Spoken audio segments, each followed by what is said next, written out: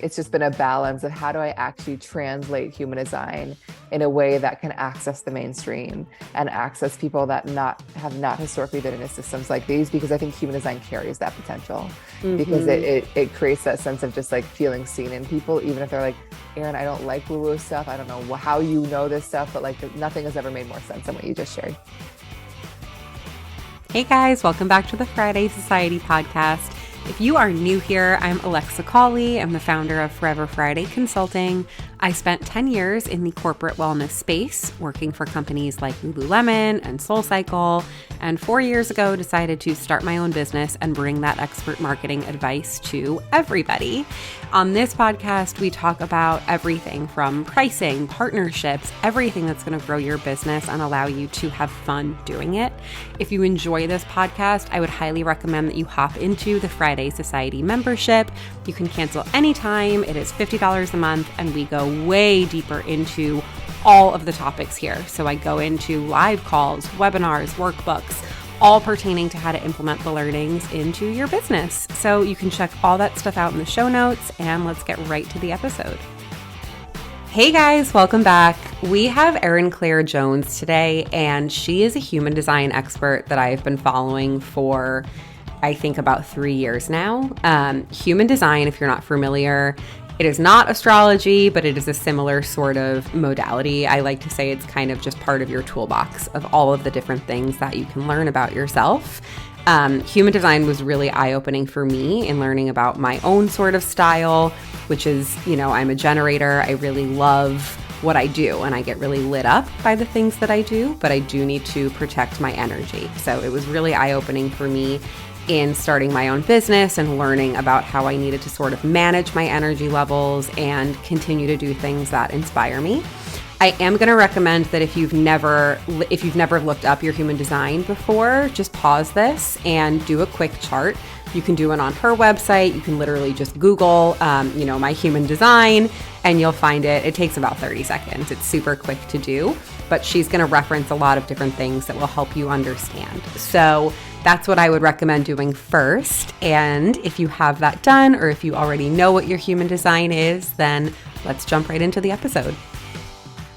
Erin, I've been following you for, I can't even, years now, and your Oh, content just speaks volumes to me. And I think you have a really amazing gift for this modality and for just identifying with people and making them feel seen. So I'm super excited to get into everything today, from what human design is to how it affects us as business owners, and then your business as well, and how you got mhm, started and your own journey with monetizing something that you're mhm, really passionate about. So welcome to the mm. show, and thank you again so much.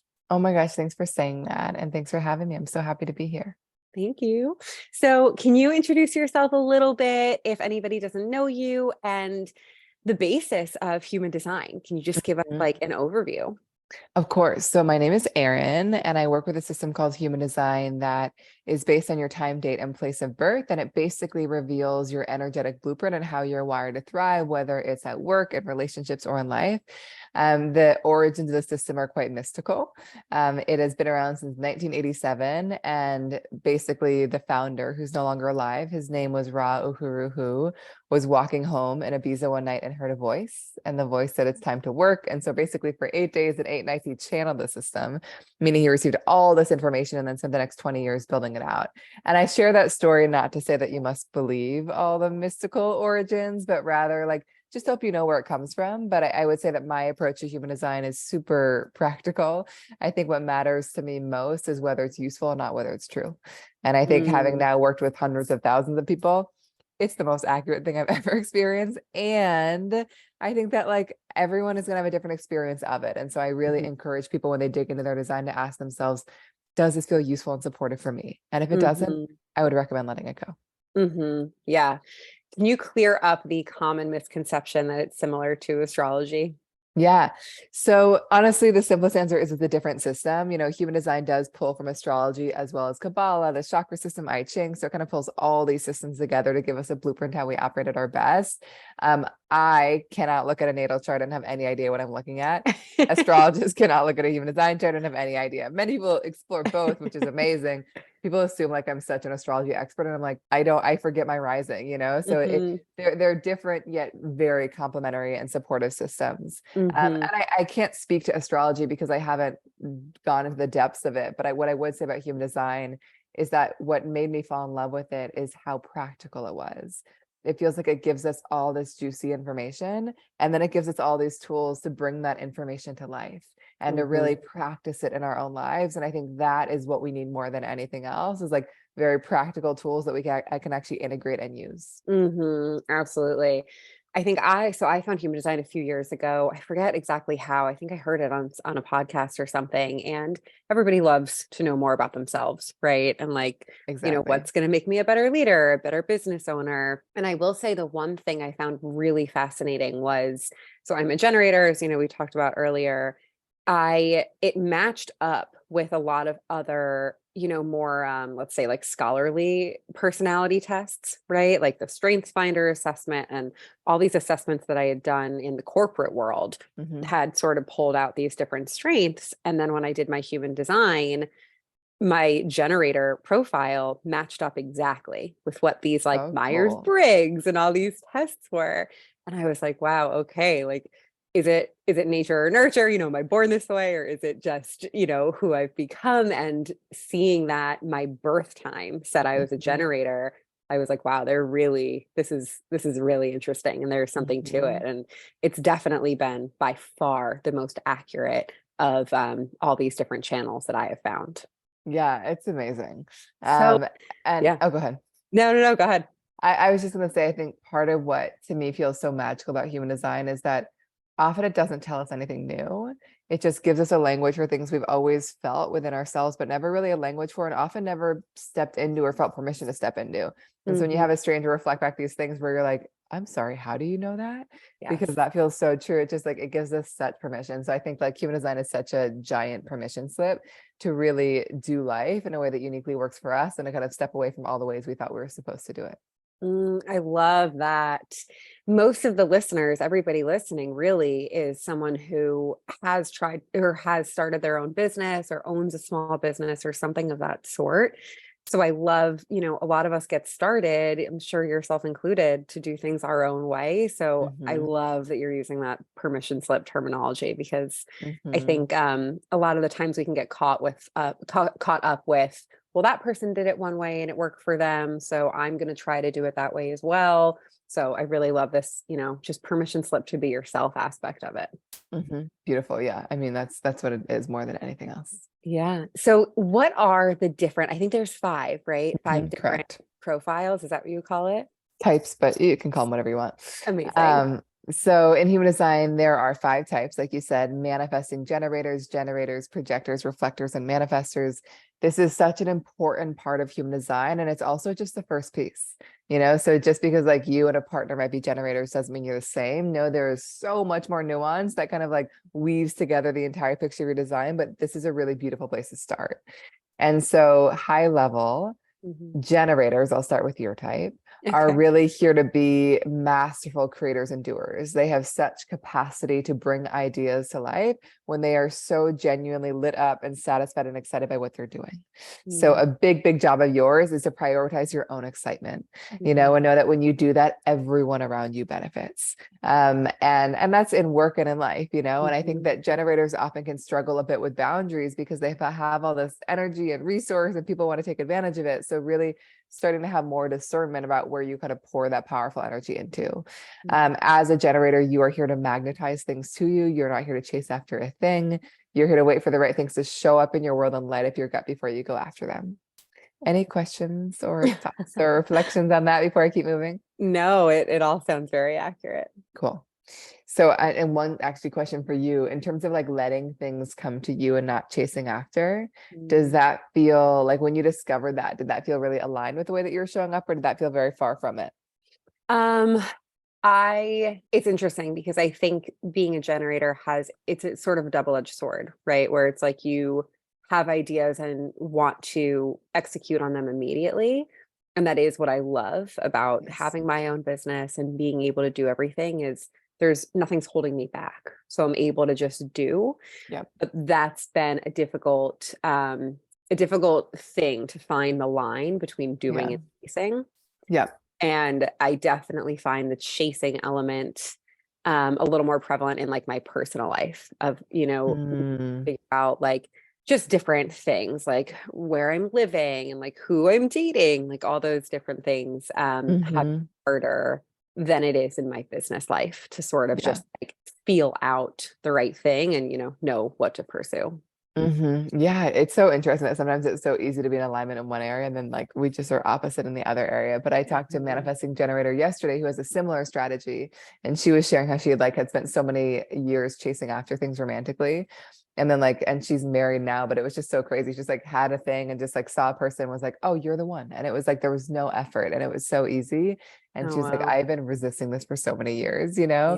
But I would say one thing for you to know as a generator is that it's not until a thing shows up in your world that you'll know that it's for you or not. So Mm. trusting that when it comes to romance as well, of it's not until someone's actually there that you'll actually know. Wow. Wow. Okay. So makes sense. Yeah, Yeah. absolutely. Okay. So manifesting generators are very similar, share a lot of qualities of what I already shared with you. I would say, to distinguish them, they're often quite multi-passionate.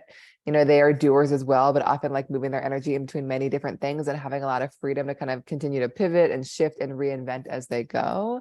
And they're often very fast. Their Mm. gift is finding the quickest way to get from A to Z and not handling every single step along the way. So Mhm. it's really, really nice for them to kind of be supported by people that support them in this step by step so they can really kind of move fast and be in their flow. Yeah, love that. They, like you, are meant to kind of let things come to you, let things come to them and wait for things to spark their gut before they go after it. Mm. Projectors are really here to be leaders, guides, advisors, teachers, not here to do all the doing. They Mm. are so innately sensitive to others and so gifted at guiding other people, whether it is as a CEO, manager, therapist, coach, just very attuned to other people and really good at asking the right questions. Their energy is Mm. going to naturally ebb and flow. So I really encourage these people to just take rests, make it regular, let things be Mhm. spacious in your days when possible. And they're really here to be invited into things.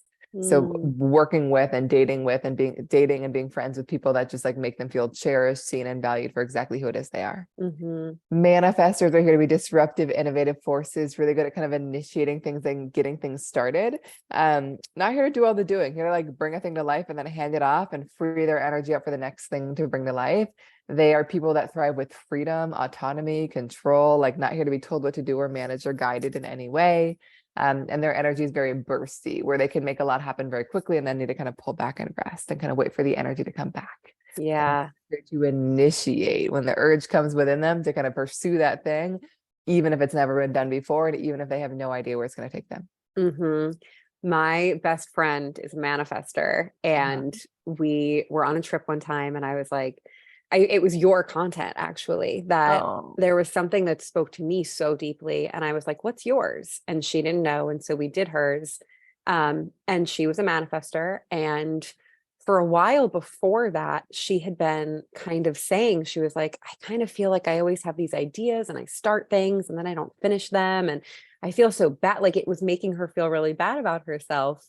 And then we did her type and she was a manifester and she was like, oh my God, there's nothing wrong with me. Like that's oh, okay that I like to just, have ideas and start and go for it. And then that's that.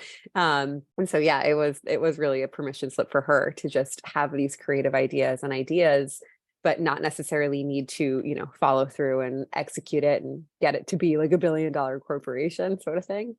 totally.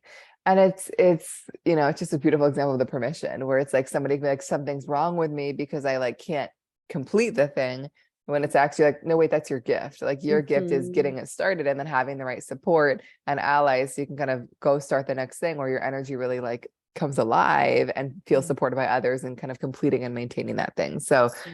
I think so often we make ourselves wrong for our gifts because they're just different. And especially for manifestors, it's 8 to 9% of the population. So she's probably not seeing a ton of examples around her of people that are operating that way. So again, that's why Mm. human design can be such a permission slip to be like, oh, this is my way. And it's okay that it's different than everyone else's way. Mhm. Yeah.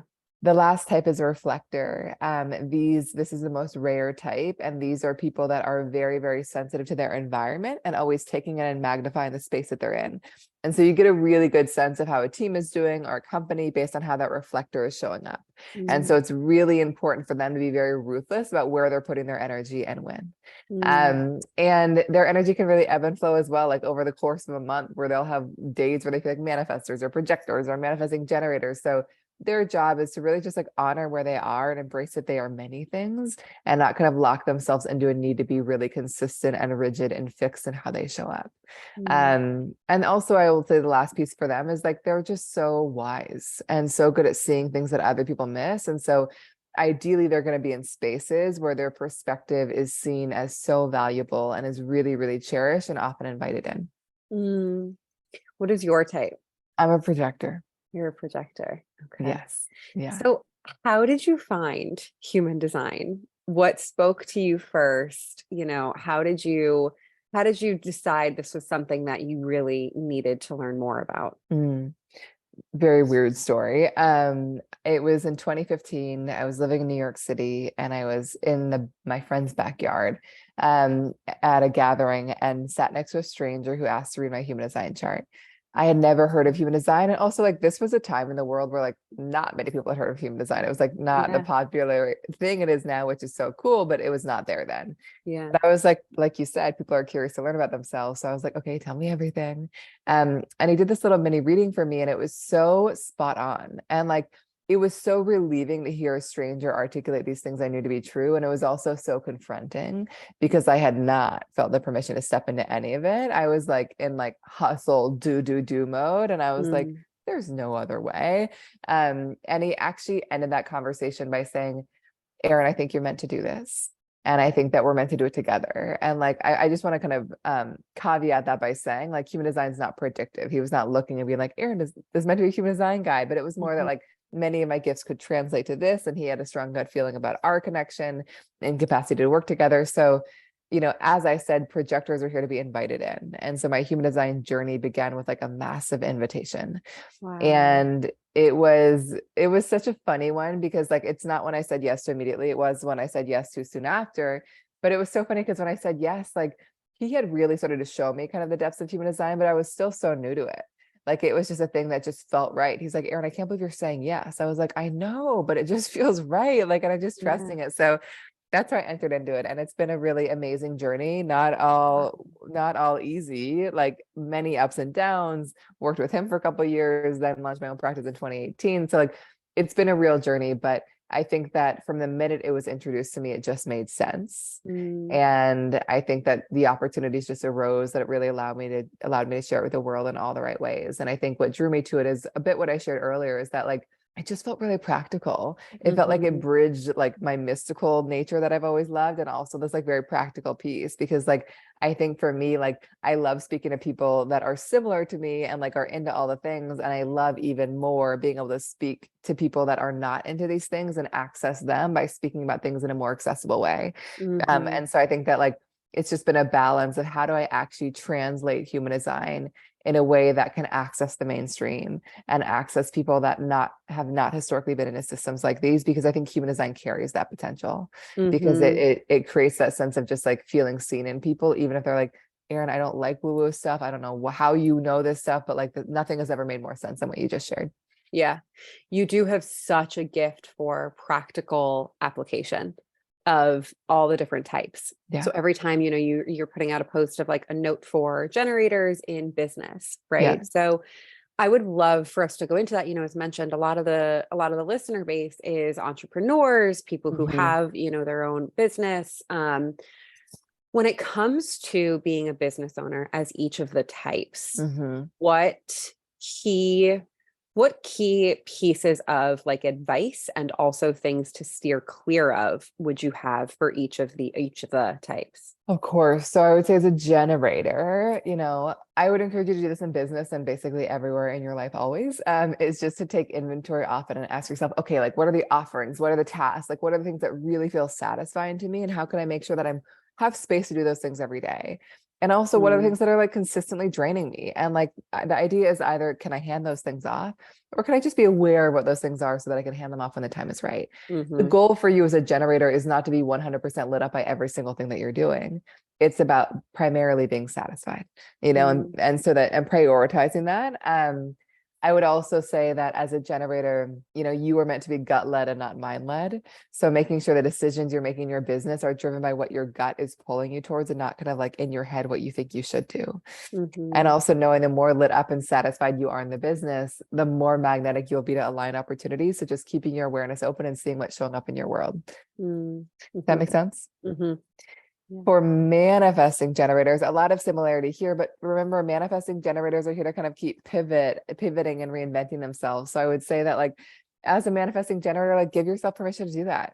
You might be Mm-hmm. like, this offering is the best. And then 3 months later, you might be like, I am over this offering and like on to the next thing. And so informing your team of how you operate. So like you're not made to feel flaky or like you're doing too much, because like you've got to stay excited. When you're excited, that energy is like so magnetic. It feels so good. It pours out.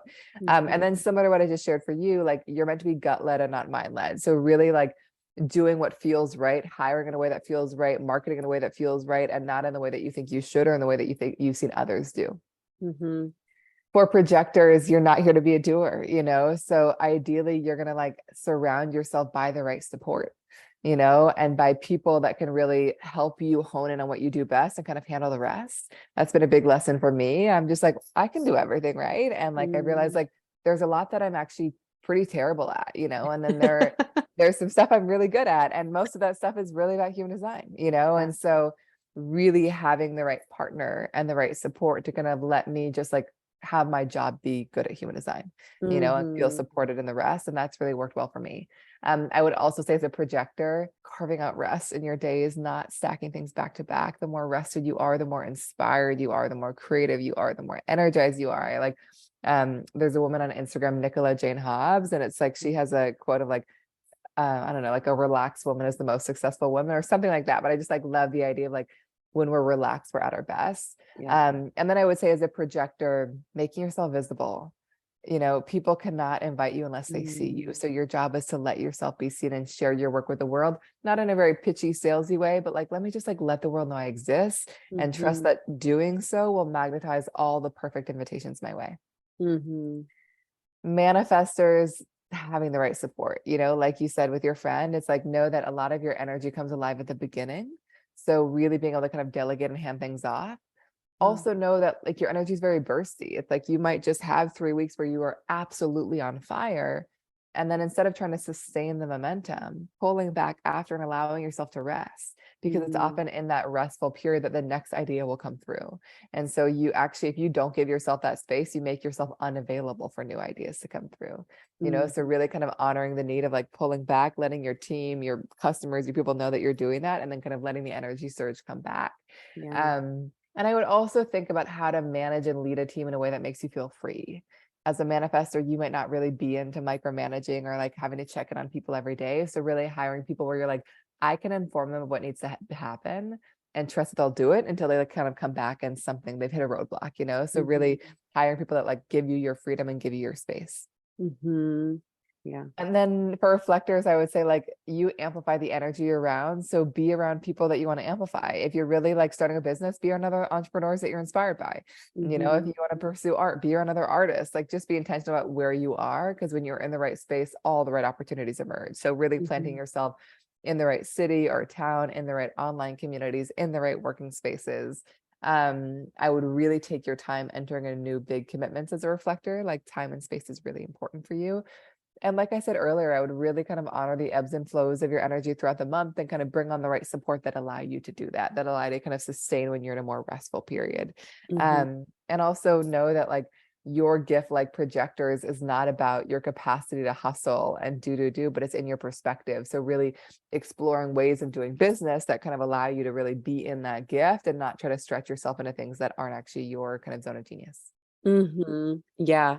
I can't wait for how helpful that's going to be for Yeah, everybody who's good. listening. Do you have any clients or any examples of business owners and business leaders and them maybe fighting against what their type was and then sort of leaning into it, and anything that we can share there. Yeah, I mean, so many. I think that like whatever our type, we so often are trying to be the opposite. Yeah. I think as projectors, I can't tell you how many projectors I've sat with that are just like trying to be doers. Like they're like, my worth comes from how hard I work, and so I'm just gonna keep pushing, myself included, And Yeah. so like I have really am still learning, to Mhm. trust that like the more relaxed I am, the more supported I am, the more successful I am. So just know as a projector, like the tendency to overwork and overdo is like innate to your being. Like it's going to be so tempting. And so really just practicing that. And so I think it's been amazing to kind of watch projectors transition into a new way of working, Yeah. because they're really here to show the world a new way of success that isn't one that comes from kind of hustle and going. Wow.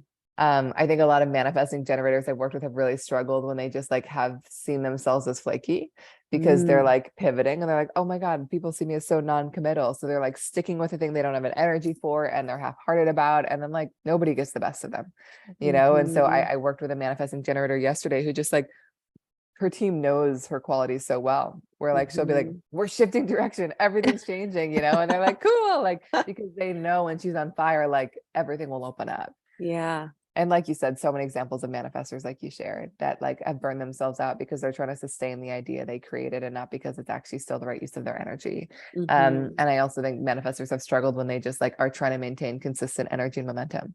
And I can't tell you Mhm. how successful I've seen manifestors be when they're just really upfront about where they are. Like I have an Mhm. amazing manifestor client who will just let her team know. She's like, I'm going into my hole, into my cave. I will let you know when I return. Like when Mhm. the energy comes back, I'll be there. Yeah. So it's really, and of course with generators, like I've just seen them really struggle when they say they hire a coach, and that coach gives them a rubric of how they're meant to do things. And they're like, yes, I'll do it that way. And then it doesn't work for them because it never felt right to their gut in the first place. Yeah. And so really giving themselves permission to just treat everything as a thing to respond to, meaning that if a coach presents a thing, you're like, does that feel right in my gut or no? It's like, no, I'm not going to do that, even though it's worked for Mhm. everyone else. I don't want to do that thing. So Mhm. really allowing themselves to kind of drop out of their head and into their gut to kind of let that inspire where they move in their business. Mhm. Yeah, that just rings so true for me.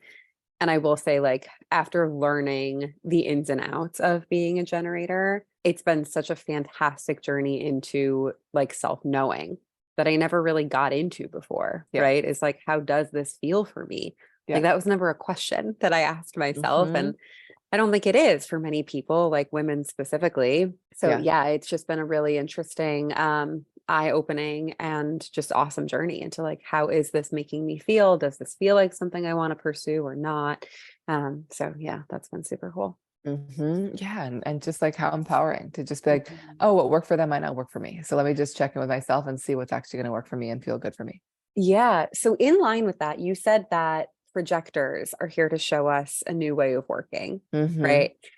Is there or did was there like I'm just imagining during COVID, right? When working styles just changed so much and Yeah. people went, they were working from home and how that was working for some people and it wasn't working for some people. Yeah. Like I personally know a lot of projectors that have become content creators and have started to work for themselves and know Mm. that they're projectors and so have kind of leaned into like, I just need rest right now and that's okay.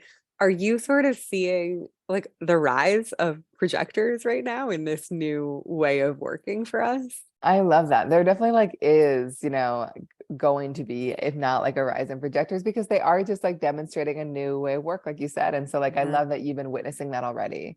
But I also like I will just say that like projectors and beyond, I feel like there's a real conversation online of like maybe hustle culture is not the right Yeah. and like maybe Yeah. there's another way to work. And so I think like that is a conversation that projectors are meant to lead, and it's not exclusive to projectors, like it's like we all need rest in different ways, but it's finding a way of working that's really sustainable for us and feels good for Mhm. us. And so like, and I think projectors are so attuned to other people and know when others are on the verge of burnout. And so they are really good at helping others know how to work best. So Mhm. yes, I think there's like, I definitely am seeing a conversation around just kind of like doing away with some old narratives around how we work Mhm. best and introducing new ones. And it will be different for each of us. But it is like, and it's really cool to see, people be like, Yeah. I work 20 hours a week and it's great for me.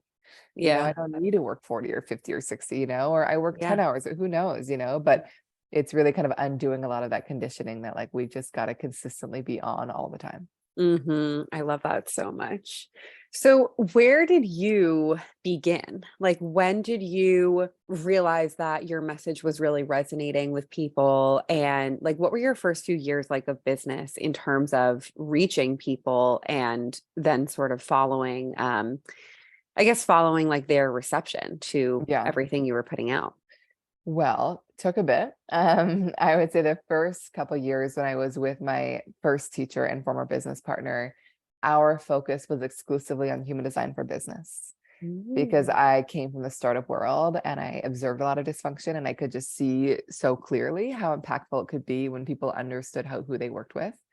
And so it was a bit early for that, given that Mhm. human design hadn't really hit like the individuals yet. Team is Mhm. usually going to be like a second tier thing or come a little bit later. Yeah. So I definitely like I could see the value in those first couple of years, but like it wasn't easy. And it felt like there was so much education that was required because it was such a new system for people. Mm. And because I wasn't secure in my mastery of it, I also wasn't comfortable yet making myself visible, which is literally my only job as a projector, And Yeah.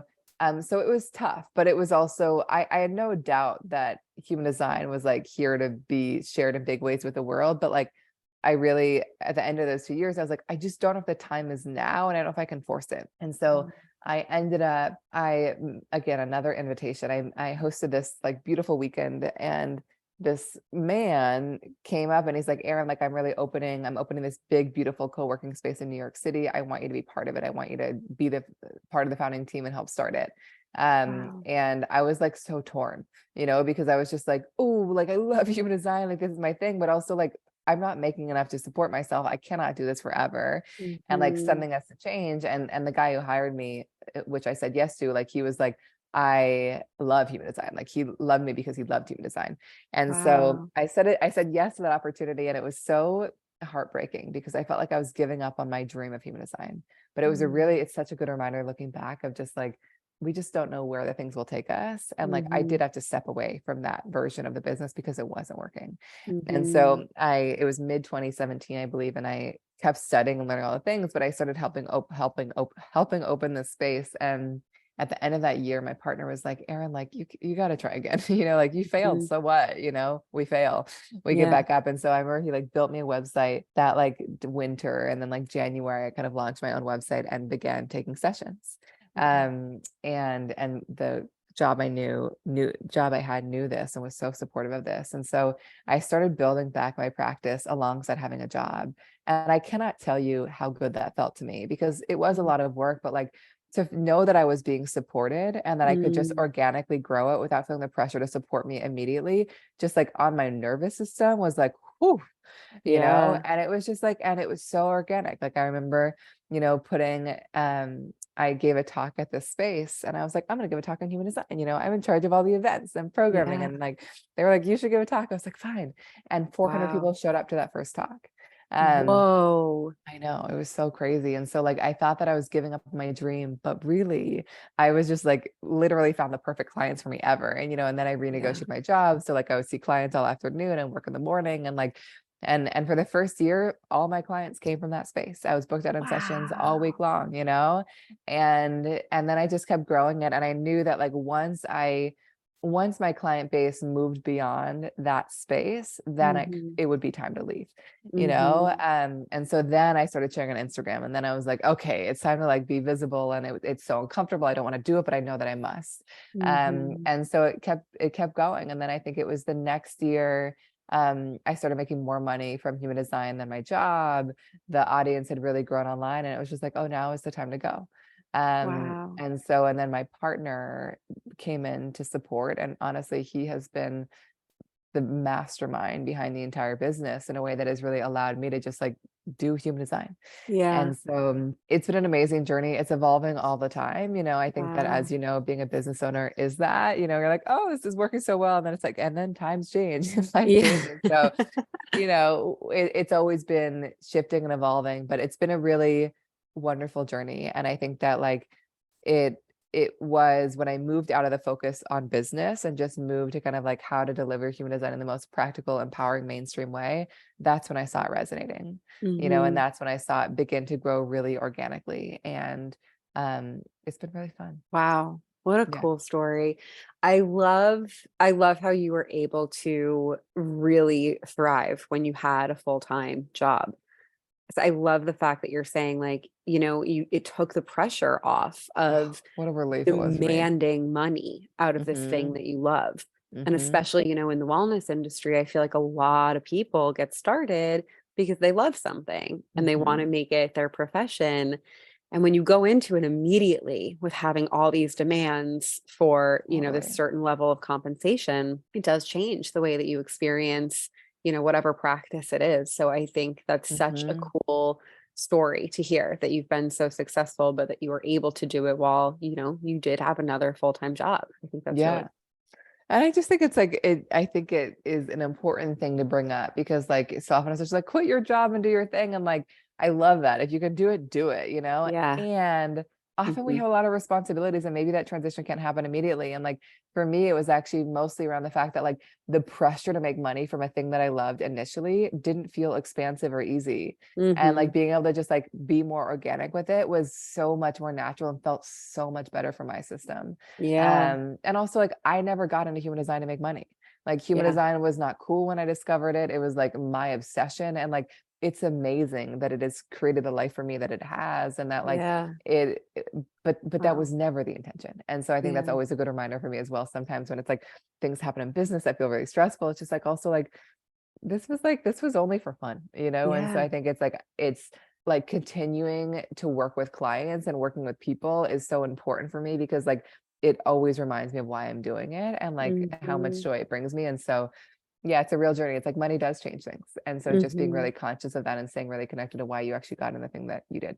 Hmm. Oh, I love that.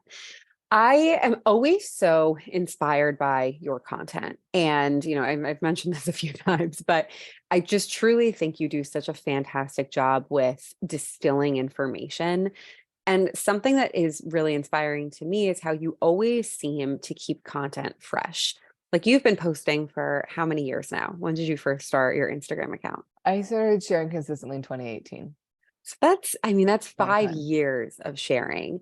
I'm sure you have your own, you know, your own feelings about needing to I constantly create do. Yes. content, but how are you able to keep, repurposing content and coming up with new little tidbits? Because I know that is something that a lot of people struggle with is um, getting comfortable with like repeating things on Yes. social. So what tips do you have? What's been impactful for you in terms of sharing content and coming up with these new ideas? Yeah, it's like it can both be exhausting and inspiring all at once. I think that like for so long, Instagram was such an amazing driver of our business. And so I will say that it was easy to keep showing up because like it felt like it was reciprocal. I was like, I'm feeling so recognized. This is like generating so much business. I feel inspired to share. So like it felt really easy and nice and fun. And then I think there have been times where it's like I don't feel inspired and I don't feel stagnant and things can be so I think it's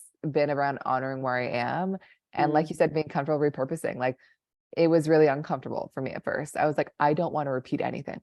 And my partner was just like you've created a lot of content, Yeah. like you're allowed to repost stuff sometimes. And so Yeah. I think I have somebody on our team who really helps with content now, which is really nice in Mhm. terms of helping repurpose stuff and so like that's been a relief for me. So it's not like I'm like I must do this thing every day, but it's Mhm. it's up and down. I think that like I know that when I feel inspired to write something, those posts are so much better than me just be like, shoot, I got to post something today. What is it going to be? And so Mhm. I think that I really just try to like go with the inspiration and Yeah. just listen because often like an idea will just come up. And like once an idea comes up, I'm like, "Do-do-do-do," it's very easy. So I think that like it's just been trying to honor my process and like not be too structured and too rigid about it. Mhm. And being comfortable repurposing things as well, Mhm. and just staying really connected to what I feel like I genuinely have the energy for. Mm. Because Yeah. I do, it's like things can feel really stagnant. And it's like, what is a way of talking about human design right now that feels fun? And then how can Mm. I like really do that? And like sometimes I'll be like, I really feel inspired to share this way. And like I know it's not the thing that's going to get the most likes or the most anything, but like this feels good to me and therefore I'm going to share it that way. And so I Hmm. really encourage people to honor that. Like I will say, even when I first started sharing information on human design, I felt like a real need to be like really pithy and really just like, I'm going to be super succinct and like witty. And like, I'm actually not very succinct and I'm not very witty. It's like, those are not my gifts, like I am like a long form kind of girl. And Yeah. like, and Instagram is not a platform for that, but I just started sharing really long things and really tiny text and a lot in every post. And like, that's just what felt right to me. And like, it was really successful, but like, not because any person told me it would be, but just because like that was a way of sharing that felt natural. And so Hmm. I would just, encourage people to really share in a way that feels natural to them because like, yeah, Hmm. it might not fit into any of the ways that you're supposed to be doing things, but like it will attract the right audience. And for me, it's attracted an audience that really wants depth, that's like, Hmm. let's go into all the things, and I Yeah. love going to those. So, I don't feel like I really have clear advice here, but like really honoring your energy, being comfortable repurposing and like being comfortable sharing in a way that feels good to you, even if no one else is doing it that way. Yeah. Yeah. Well, and also just what you said of like what feels fun and exciting to share right now. Like I Totally. think that that's definitely a common thread through what you've explained of each of the types is Hmm. just following what feels fun and what is lighting Yeah. you up and feels expansive. So I love that. Like Yeah. just, what was the most fun part of your day today in your work? And can we share about Totally. that? So, oh, I love that so Yeah. much. But it's great. Okay. Hmm. Erin, how do people work with you before we get into rapid fire questions? I'm already Which I did in not read, by the way. So good luck. I hope I do okay. Got that in the part, but go ahead. intro. I'll tell people to first pull up their profile so Perfect. that we will have. So I'm assuming that everybody's pulled up their profile. What's the next step? Following you on social is already, like we've mentioned, so fantastic. What are the other Yeah. ways that people can work with you? Yeah. So if you want to dig into your own design, the best place is to get your blueprint book, which is basically a book all about your unique design and how you operate best. It's like lots of practical insights, really accessible language. I've had total newbies get it. People get it for their entire team. And I've also had human design readers that are like, I just want all the information about my design in one place. So Oh, wow. that can be found at humandesignblueprint.com. It goes into your type and so much beyond. Um, I'm happy to create a discount code for your audience if you want that. Would you like Oh, that that? would be amazing. Yeah, Okay. Is there definitely. a word that you like to use? Friday Society. Friday Society is the discount code. Perfect. Um, we have a new offering that we have not officially launched, but it is on our website. I have spent the past year really refining how to teach human design in a way Mm. that can really support others to become human design readers, but also if like you just want to go deep into the system, to really create an easy, accessible way to do that. So we've taken 300 people through kind of 2 live rounds of the course. And Mm. now we actually have broken it all apart on our website where you can now kind of purchase classes based on just what you're most interested in. Where you're like, I just want to learn about types and how to pair in each type and how to work with each type, or like I want to go deep into like food and how each type and how, sorry, not how each type, but how people are meant to digest. So there are a lot of amazing classes now on our website that are more affordable than any other human design education I've ever experienced. And it really is meant to kind of dive deep into the system, but also explore how it can be practically applied to every part of our lives. So Wow. those are really the places to start. We also have a membership. Those are for like, if you're like, I love human design, I'm a reader, I'm a lover, like I want monthly workshops led by Erin and live readings, and that's a really good place for you for that. Awesome. Wow. Yeah. Amazing. Okay, cool. All right. Rapid fire questions. Okay. Number one, what was the hardest lesson you learned in your first year of business? Mm, that things don't always happen immediately, and that Hmm. recognition doesn't always come, and it doesn't mean that you're meant to stop. Yeah. Yeah. Oh, it's such a good one. If you could tell every business owner one thing, what would it be? To not be dependent on external affirmation because it becomes a roller coaster, inevitably. And so really to kind of cultivate trust within yourself that you really just can allow to guide you. And then there could be all the good things and the bad things that happen. But if you're rooted in yourself, it will make the navigation of those things so much easier.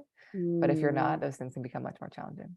hmm. Yeah. And like self-knowing, I feel like is that first step, Totally. understanding all these things about yourself. Done is better than perfect. True Mhm. or false? Oh my God. It feels like both, Yes. like, and why I say that is like, get a thing out into the world to get Mhm, feedback, but mhm. then take the time to refine it. Yes. We're in that now. We like did a soft launch of this thing and I'm like, okay, we're great. I want to launch it to everybody. And it's like, my partner's so good at being like, it did, but like we could get more information. So let's like Yeah. take the time. And I'm like, oh God, I just want to do it, So Yeah. I think in that case, it was like we had to get it out to get information. And now we have to take the time to be really patient to refine it to make it great. Yeah. I asked that question because I was listening to a podcast episode with the founder of Instagram, Yeah. and he mentioned that they had that as a poster in the Facebook Mhm. office in like the very early days. Yeah. And two of the two people on leadership always went back and forth of like, well, is it true? Is done better than perfect? Or, and so I Totally. love to ask this question to all of you guys because everyone has a different interpretation of it. And I think it's so fascinating to Yeah. hear It and feels so, like it's nuanced. Yeah. yeah, absolutely. What does it mean to be a great entrepreneur? I think honestly to just like be humble and to Mm, keep learning, mhm, and to trust yourself, but also to just be open to like shifting direction and not ever getting attached to one thing. My mhm. partner's way better at this than me, where it's just like, oh, that didn't work. Cool. What did we learn? Let's keep evolving. And so Yeah. just to not ever think you have it totally figured out. Yes. Yeah, absolutely.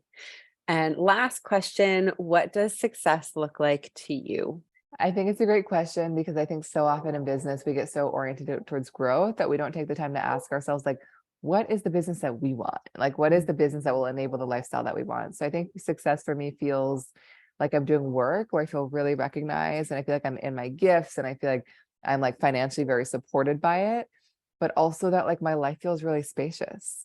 That like, I'm a new mom, that I have like Mm, plenty of time to spend time with my child, and mhm, to with my partner and to do things way beyond work. And so I think that um for me it's a lot more around like kind of lifestyle freedom these days than it used to be. And I mm, know one thing for my partner and I is like we don't want to manage a huge team. We mhm, don't want to just like hire. It's like we want to be nimble. So like we're gonna mhm. growth might be capped at a certain point because we're like we are not willing Yeah. to sacrifice our lifestyle to do that. And so I think that it feels like to feel very recognized and in alignment with the work that I do and to feel like a lot of freedom in my life and how I spend my Mm, time. mhm. I think lifestyle freedom is that I love that you said that. It's so Yeah, important. I think Yeah, that's really important. I love that.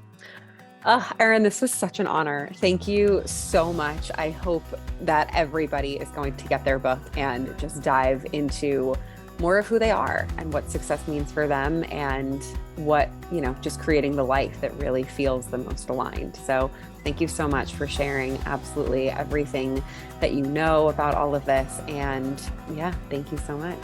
My pleasure. Thank you so much for having me. All right, guys, you made it to the end of the episode. Thank you so much for being here. It means the world to me. If you haven't left a review yet, I would be so, so grateful. I read every single one and they help me, they help the podcast, they help my visibility. So definitely encourage you to do that. And if the content of the episode was relevant to you, if it helped you with your business, I would love it if you shared it to your stories or if you sent it to a friend. That is it. I will see you next week. And again, thank you so much for being here.